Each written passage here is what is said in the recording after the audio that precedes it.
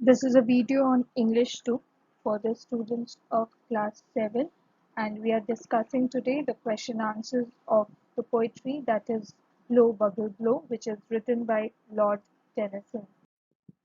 First question: describe the beautiful scene painted by the poet in the first verse. What is the splendor referred to in the first line? So the answer for this is the poet speaks about the landscape near the castle, which is as peaceful and splendorous as the castle itself. The feeling of peace is given by the use of the words light, because when we hear an expression like this, one of our first thought is about a late afternoon, for example, with sun setting or sun hiding behind the landscape. The word splendor in the first line refers to magnificent view of the castle with waterfalls and mountains. Next question: give other examples of repetition from the poem. What is the effect of this device used by the poet?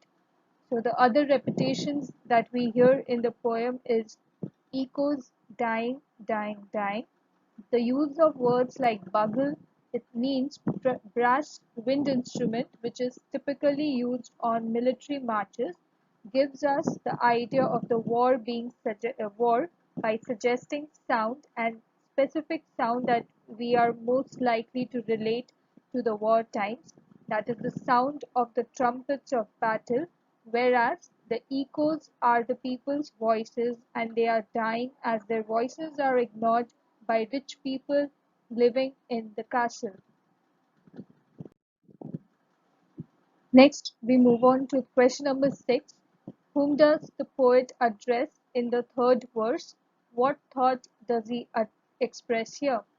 So, in the last stanza or the third verse, the poet addresses that because of the war and because of the people living in the castle, his people are dying under his beautiful and rich sky, which should not be messed up or shadowed because of calamity of men like this.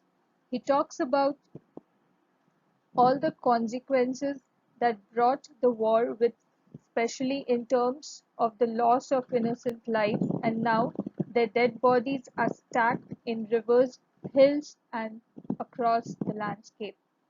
The voices those killed in war would survive, joining each other between souls and souls. They would grow together forever and ever, to use the word ever twice as an alliteration, and it follows that these words are not staying on the landscape only for attachment to their homeland, but with an important reason to remind the people in the castle of what they have done by ignoring the voice of its people. Next is question number 7. The haunch of elf plant faintly blowing. The meaning of these lines are: the elf plant or the land of elves is described as the most beautiful and peaceful place in the world, where everybody lives happily and without any worries.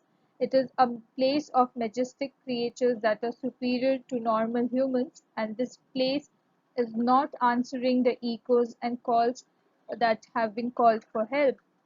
Next line is our egos roll from soul to soul. This basically means that how the voices of people crying for help, it is moving from soul to soul. So voices of those killed in war will survive, joining each other between the souls, and would grow together forever and ever. And it follows that these words are not staying on the landscape just for attachment to their homeland, but with an important reason to remind people living in the castle what they have done by ignoring the voices of its people. So this is all we have from the video today. We'll continue in the next class.